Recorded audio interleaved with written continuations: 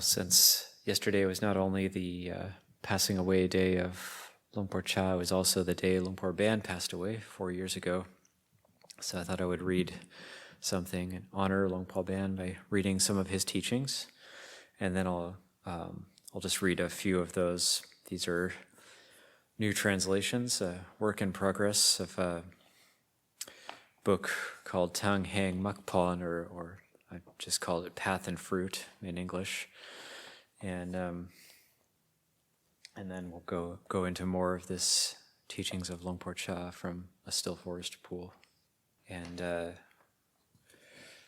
lot of these teachings of Luang Por Baen, his monastery, Wat Doi Dhamma was known as having some of the strictest and best, what we call Kaw Wat in Thailand. They said the toilets were so clean you could eat off the floor in the bathroom. And I never got to live there. I only visited a few times and also got to see a couple of his branch monasteries, and it was quite impressive how they were looking after things. And it's a very good training, but also very difficult. And then there's only a few books in Thai of Luang Por Baen's. There's one that's the first one that was done is called Tang Hang Chivit, or The Way for Life. Then the second one was Tang Padamnern, or the Way Forward. And then the last book they did before he passed away is Tang Hang Makpon, or Path and Fruit.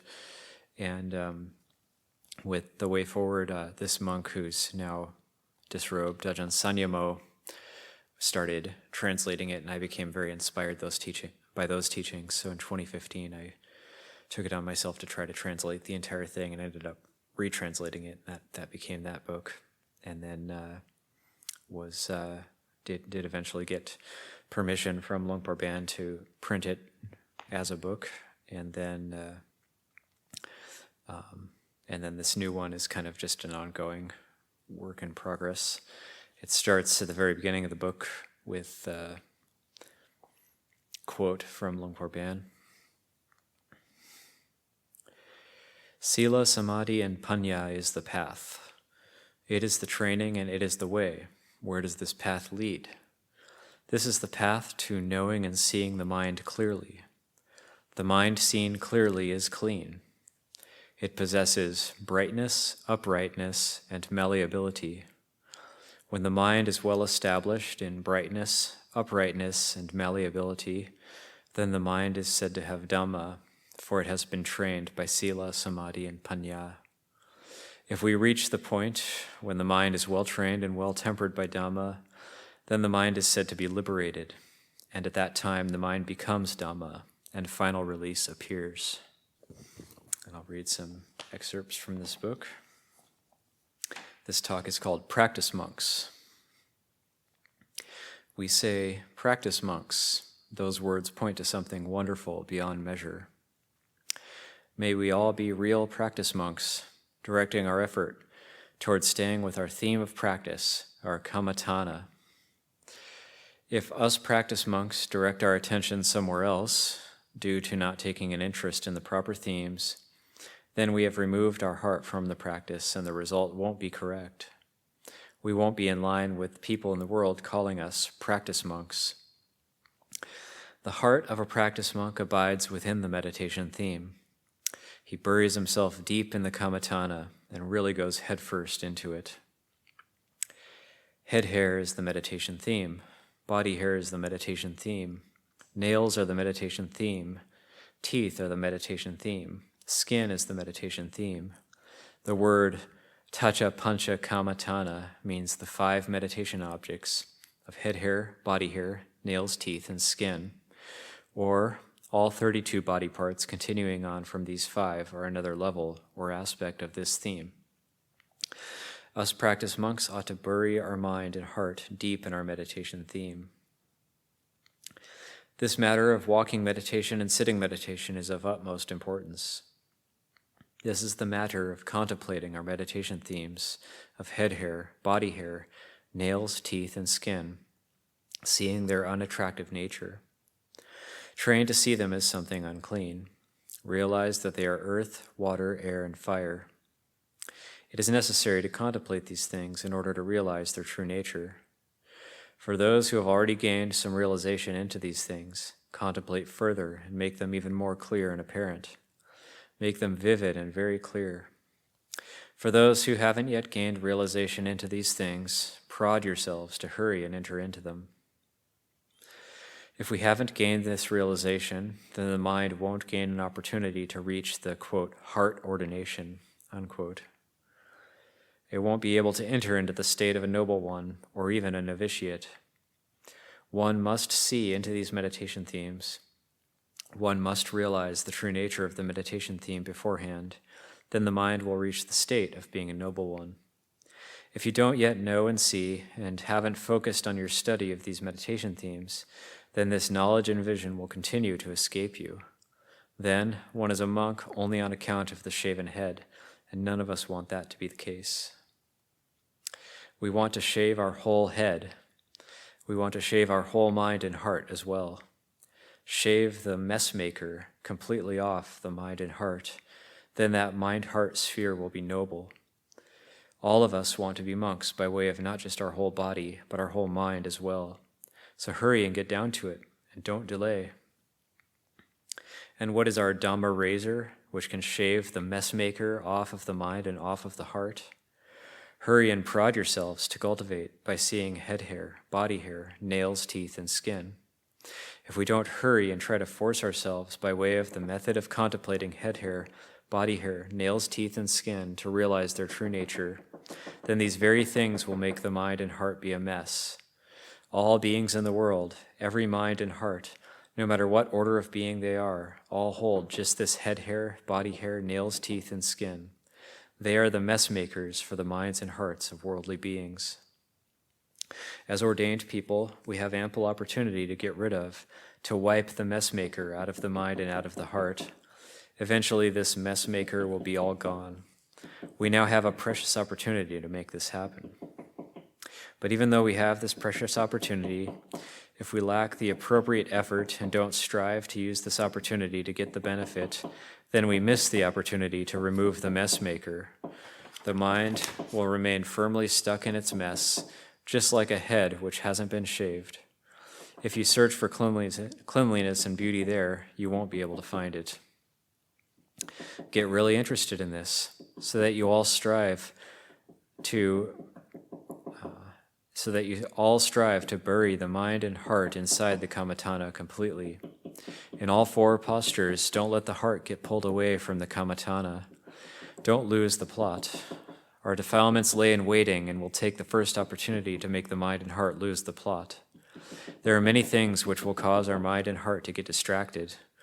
If our earnestness of mind and determination of heart to stay with the kammatthana aren't enough, then old defilements tug at the mind, causing it to be swayed. They can tug at the heart, causing it to drift away and follow a wayward path. Those who benefit from their study and practice do so because they put their whole heart into it. They put their heart into everything they do. They see the benefits and receive the benefit which arises from the practice and training. With ordination and learning, if one doesn't put their heart into it, I feel that if one doesn't put their heart into it, then it's better not ordain. If such a person has ordained, they should quickly disrobe and pursue something else, for then they won't make a mess in the monastery. Then the villagers' rice won't go to waste. In truth, it is this way. I take the truth and speak it out. But perhaps what I have just said is a bit heavy. Perhaps it is better left unsaid. But I have spoken about the proper way to be, and we have to accept that. We accept it because we are people who respect the true Dhamma. That's from a talk on the 15th of July, 1991. The next talk is The Foundation Upon Which Path and Fruit Arise. A long time ago here, our Kruba Ajahns were having a discussion about how to translate this word kammatthana. They decided that it just means living here in this practice monastery. There were many Kruba Ajahns here at that time, with Tanjokun Dhammachetty as the senior. Finally, they decided to translate kammatthana as the base upon which path and fruit arise. They translated it like that. Kammatthana is the foundation which enables path and fruit to arise. It's the foundation upon which virtue stands. It's the foundation upon which all goodness and all wholesome qualities arise. So we call it the base upon which path and fruit arise. We hope for the path and hope for the fruit. So what is this foundation? Just what is this foundation that we are to build? What kind of foundation will cause path and fruit to arise out of it? Focus all your energies on this question. Be completely intent on this point. Don't withdraw the mind from this point. If we withdraw the mind from the work which will turn us into noble ones, where we build up path and fruit, then, just like that, we become people who are distracted and heedless. Distracted and heedless means we've allowed the mind to drift from the work site where we build ourselves up to the state of noble ones. Only the Kammatthana can prepare us to enter into the state of noble ones. If we haven't yet gained realization into the Kammatthana, then we are monks only in name. But the heart isn't in line with what we call ourselves because we haven't yet seen into and clarified the Kammatthana. This Kammatthana is something most excellent. The acharyas of ancient times established that in the going forth in higher ordination, the Kammatthana must be spoken of every time. And the Kammatthana must be taught to aspirants before they don the sacred triple robe set. This shows that the Kammatthana is the very root of the monk's life and is our spiritual life. It's the root foundation of those who protect the sacred robe. So get interested and plant yourself into this root foundation. In the center is the birthplace of Magga and Pala. In the center is the birthplace of the monk. Monk here means the mind and refers to a mind and heart which has reached the highest. For the heart to reach the highest, it must have a breakthrough in the Kammatthana first. If there hasn't been this breakthrough in the Kammatthana, but instead one is still infatuated with the Kammatthana objects, how can the mind become a monk? Reach an understanding. We now have this opportunity to gather our energies and strive with all our mindfulness, strength, and skill. Don't drift into laziness, lassitude, or a cavalier attitude which causes one to fall off track and lose the way. We thus go away from the point where the nascent path, fruit, and the Dhamma might arise in the heart. And the next talk is called Excellent Work. Practice monks have to be warriors, you know. For the moment, we can say that us monks are soldiers. People in the military sit in lines and stand in lines. Us monks are also soldiers. Calling ourselves soldiers means that we do battle with our enemy, the kilesa. We fight the darkness and the blindness. We fight where our mind and heart are dark and shady. We fight where our mind and heart are bound up. Fight the darkness like this. Rip that which is dark and murky out of the heart. Exile the kilesa from the boundary here and make them leave the country of the heart. Us monks, us practice monks are soldiers. We aren't the kind of soldiers who carry a rifle, but we have different types of guns. Our guns are sati and panya. Sila is our weapon. Samadhi is our weapon. Panya is our weapon.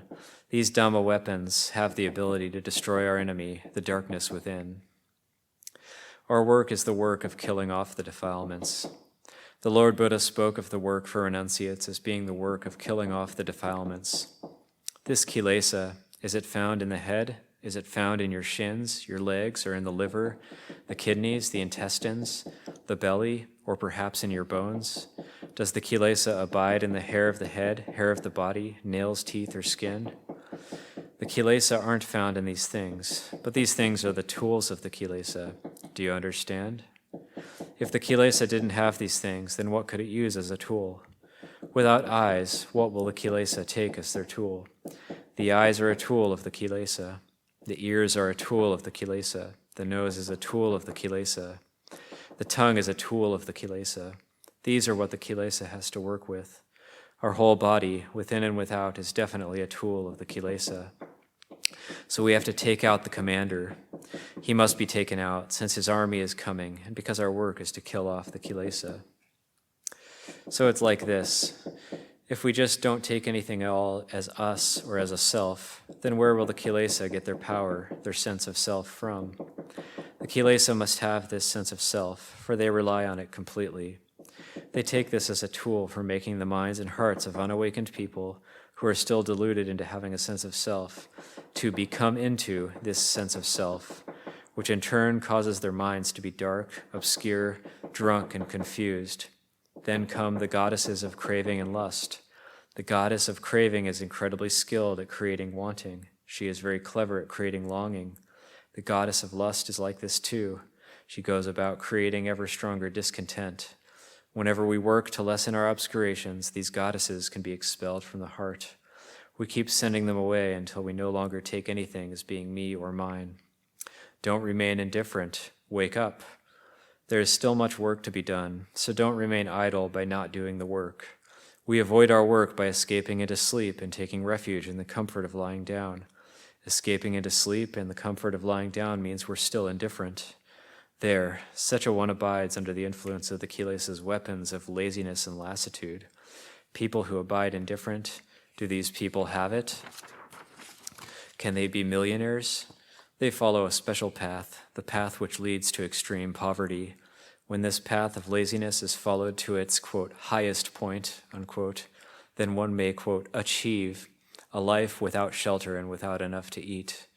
Renunciates who don't do the work of killing off the defilements and becoming real noble ones don't possess any wealth. They are monks without a weapon. The weapon here is Dhamma. Dhamma here means the sword of wisdom, which is sharp and penetrating on every side.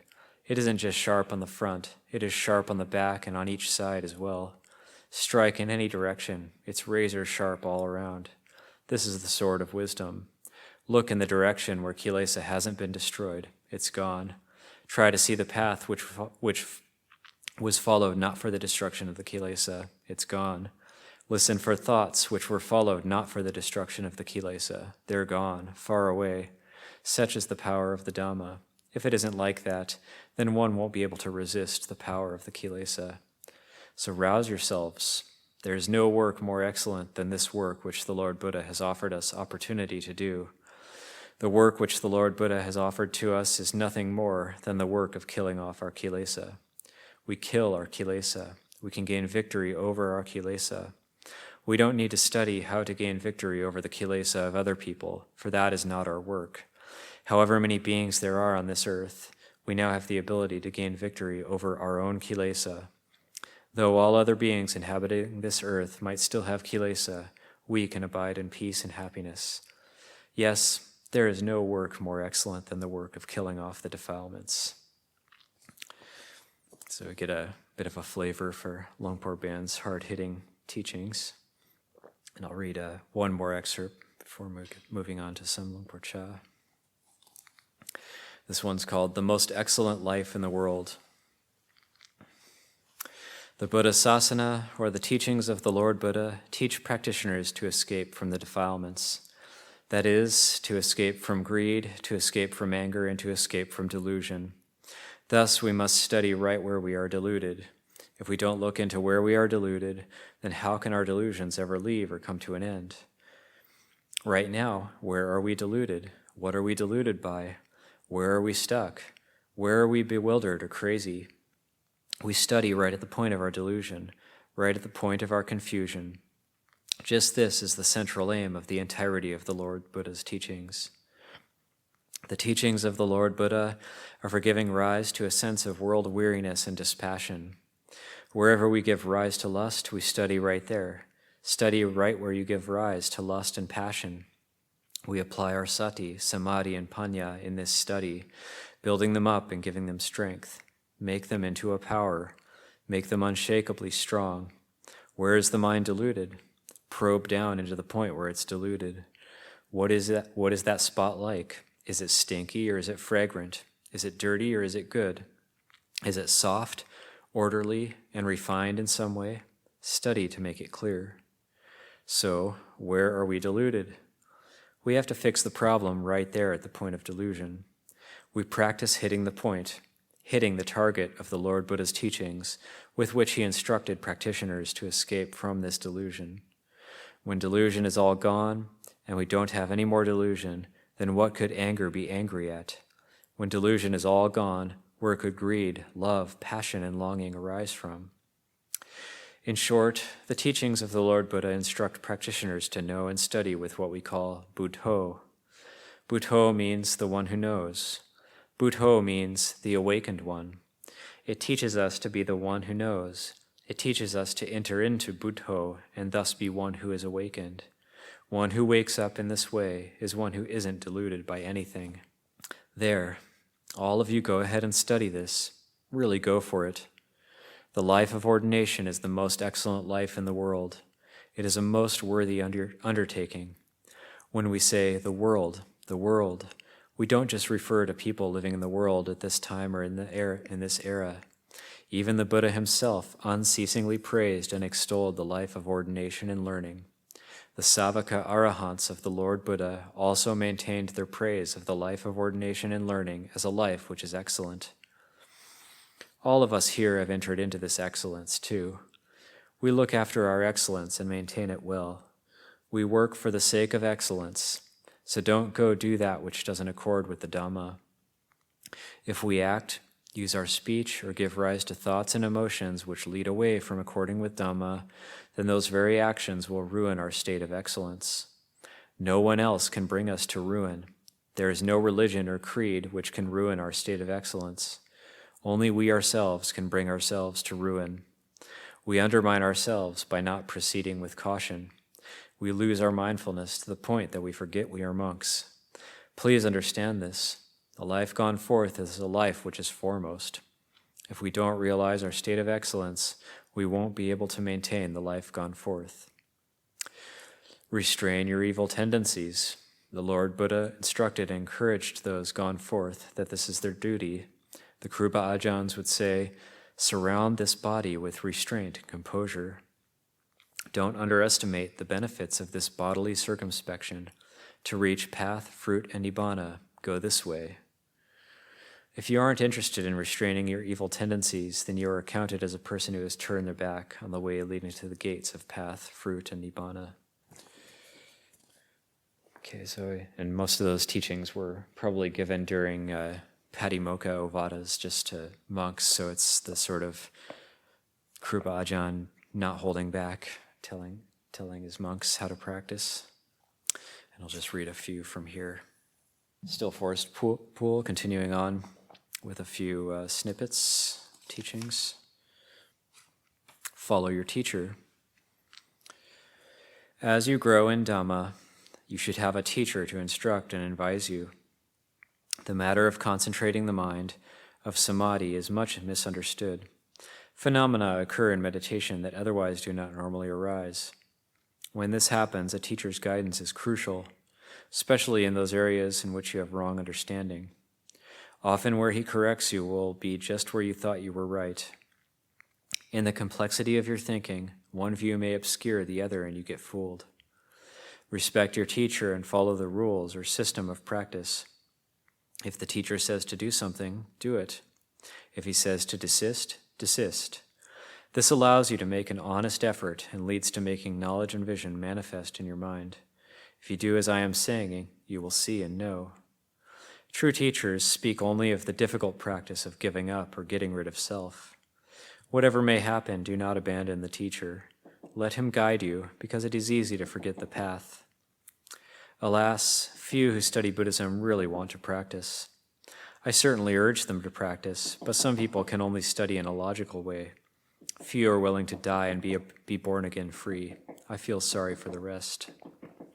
And this next one is trust your heart. In the practice of Dhamma, there are many methods. If you know their point, they will not lead you astray. However, if you are a practitioner who does not properly respect virtue in a collected mind, you will not succeed, because you are bypassing the path followed by the great forest masters of the past. Do not disregard these basics. If you wish to practice, you should establish virtue, concentration, and wisdom in the mind, and aspire to the three gems, Buddha, Dhamma, and Sangha. Stop all activity, be an honest person, and go to it. Although various things deceive you time after time, if you are aware of them, you will eventually be able to drop them. The same old person comes telling the same old lies. If you know it, you need not believe him. But it takes a long time before you know. Our habits are ever striving to deceive. When I'd been practicing for only 2 or 3 years, I could still not trust myself. But after I had experienced much, I learned to trust my own heart. When you have this deep understanding, whatever occurs, you can let it occur, and all things will pass on and be quelled. You will reach a point where the heart tells itself what to do. It is constantly prodding, constantly mindful. Your only concern need to be to continue contemplating. I think I read those 2 already, but always nice to read them again. Okay, let's moving on here. Why do you practice?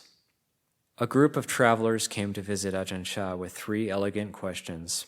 Why do you practice? How do you practice? What is the result of your practice? They were sent as a delegation by a European religious organization to ask these questions to a series of great masters throughout Asia. Ajahn Chah closed his eyes, waited, and then answered with 3 questions of his own. Why do you eat? How do you eat? How do you feel after you have eaten well? Then he laughed. Later, he explained that we already understand and that teaching has to direct students back to their own inner wisdom, to their own natural Dhamma. Therefore, he had reflected the search of these men throughout Asia back to the greater search within. Let the tree grow. The Buddha taught that things that come about of their own, once you have done your work, you can leave the results to nature, to the power of your accumulated kamma. Yet your exertion of effort should not cease. Whether the fruit of wisdom comes quickly or slowly, you cannot force it, just as you cannot force the growth of a tree you have planted. The tree has its own pace. Your job is to dig a hole, water and fertilize it, and protect it from insects. That much is your affair, a matter of faith. But the way the tree grows is up to the tree. If you practice like this, you can be sure all will be well, and your plant will grow. Thus, you must understand the difference between your work and the plant's work. Leave the plant's business to the plant, and be responsible for your own. If the mind does not know what it needs to do, it will try to force the plant to grow and flower and give fruit in one day. This is wrong view, a major cause of suffering. Just practice in the right direction and leave the rest to your kamma. Then, whether it takes 1 or 100 or 1,000 lifetimes, your practice will be at peace. Too much of a good thing. When Ajahn Chah arrived at a new American meditation center, the many Western students there were quickly charmed and impressed by his teaching. He was clear and direct, yet loving and humorous as he poked fun at people's fears and attachments. It was exciting to have such a skillful and famous master visit. The new stories, golden-robed monks, and fresh expressions of Dhamma were all wonderful. Please do not go as soon as you planned. Do try to stay a long time, the students requested. We are so happy to have you. Ajahn Chah smiled. Of course, things are nice when they are new, but if I stay and teach and make you work, you will get tired of me, won't you? How is your practice when the excitement wears off? You would be bored with me before long. How does this restless, wanting mind stop? Who can teach you that? There only can you learn the real Dhamma. So I'll leave it there. And it's 2:00, so we have some time for questions or comments. When I was going through the process of, it was 5 years ago that I was translating some of these teachings on a retreat in Thailand and of Luang Baen, and I haven't worked on it since then. And I remember that one talk where the first one I read, where he says at the end, he gets. I feel they, if they're not putting their heart into the practice, I feel they shouldn't. It's better if they don't ordain, or they should quickly disrobe and pursue something else. And I was thinking, as I was translating that, I was thinking, oh, that's so harsh. And I was feeling all my own faults were coming up in my mind as I was translating that. And I thought, oh, that's too much. Why did he have to say that? That's so harsh. And then I translated the next line. It says, perhaps what I have just said is a bit heavy. Perhaps it is better left unsaid. It's like he already predicted that reaction. Anthony? Well, given that nobody has any questions, maybe it's okay to hijack the Q&A. And, the hindrance of restlessness What are some antidotes for that? There's a couple I could think of that from one Luang Chah would talk about, because they would do sits under a hot tin roof in the hot season, and people would be sweating and the mind could become very, very restless. And he would say just to wrap yourself up in all your robes and just sit through it until the restlessness is gone, and just look at it directly. So he had this kind of kamikaze approach to just going straight into it and looking at it head on rather than believing it or giving into it, and just feeling the energy coming back to the body, feeling the energy of the restlessness and just looking at it head on and just enduring through it. There's another place in the suttas where restlessness is the mindfulness of in and out breathing. The anapanasati is an antidote to restlessness, where you just come back to the body and the focus on the breathing process in order to, but the most subtle levels of restlessness that's very, very subtle is kind of just the shakiness of the mind. They say it only disappears at arhatship. So there's different levels of it. There's like boredom, which is coarse restlessness, just wanting to do something, or just having a lot of energy and wanting to do something. You can also, I think, also something like walking meditation, if it's like a bodily restlessness, actually doing like fast walking meditation. If you want to, if it's, say, a period of this, say, retreat where we're doing sitting and walking meditation, you could do something like fast walking meditation. So those are a few things. Yeah. Coming back to the head hair, body hair, teeth, nails, skin, can you give an example of like what the kind of focusing on those as your object kind of looks like? Yeah, in Luang Baen, he alludes to it where he said these 5 kamatana objects, head, hair, body hair, nails, teeth, and skin, these are what's visible on a human body, and they're the very things we get deluded by. So we mostly perceive these things as beautiful and alluring, and we get infatuated both with our own 5 meditation objects and those of others. So our own head, hair, body hair, nails, teeth, and skin, and those of other people. And the whole practice is to contemplate the unattractive nature of those things. So like with head hair, you might think like, oh, well, what happens if a hair falls in my soup? Oh, it's considered unattractive. It's not nice anymore. Or if I shave my head and then the hair is not on my head anymore, it's something that was mine, but now it's just on the ground, and it's not something I would want to put back onto my body. Now that I've shaved my hair off, I don't want to have it on me. It's something that's seen as unpleasant. Or, skin, when looked closely at, then if you look at skin under a microscope, it's not pleasant. It's not something, it's got like oil coming out of it, and we just look at the true unattractive nature of these things, because the mind is always almost by instinct, it's deluded into thinking that these things are attractive and worth giving a lot of attention to, and there's multi-billion-dollar industries devoted to beautifying these things and giving a lot of importance to them.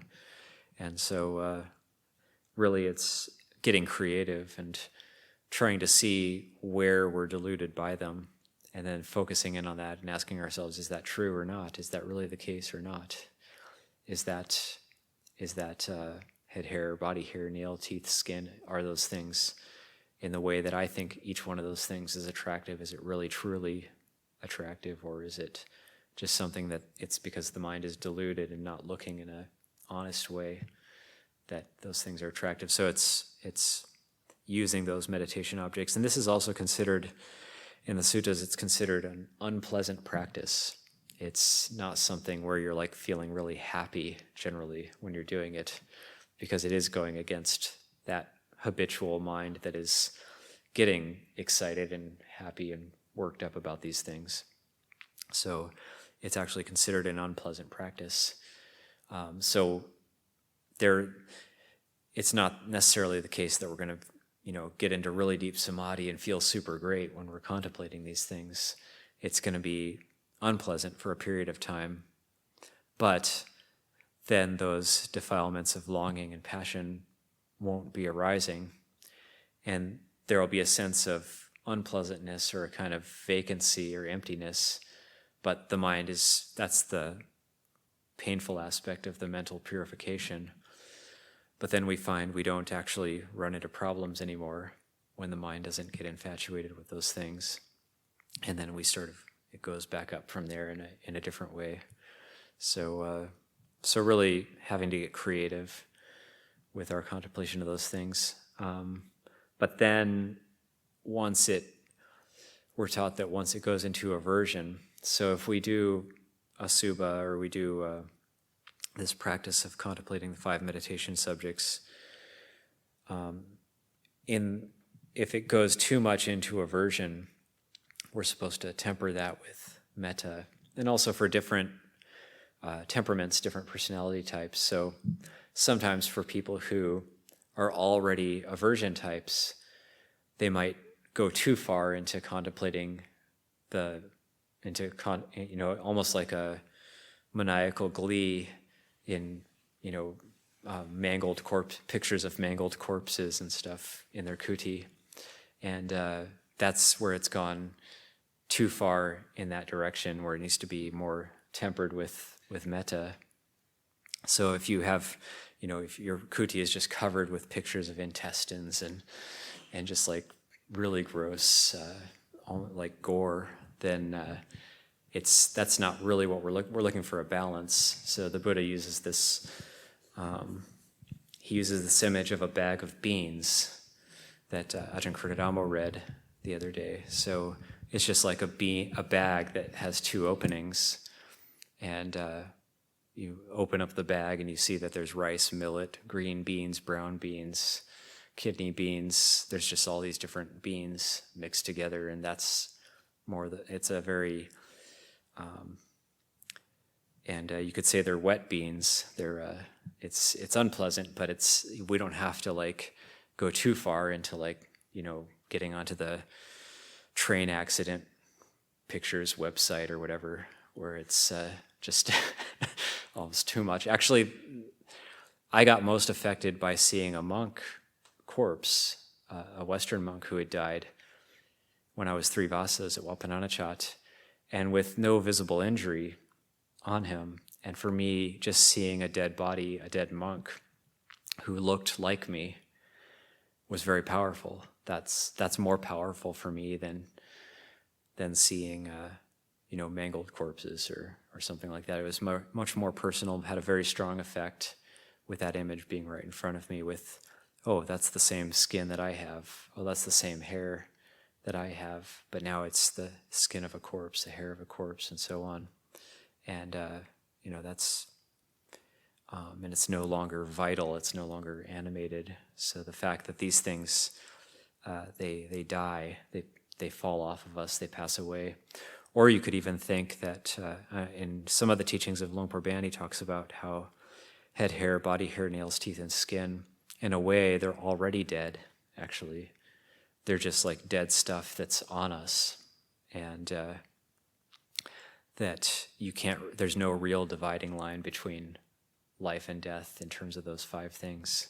That essentially we are like a corpse that's just animated still, that's just walking around.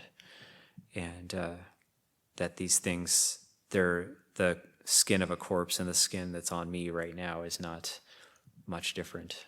And so to contemplate it in that way can help. It really cools the mind down from any sense of infatuation with these things.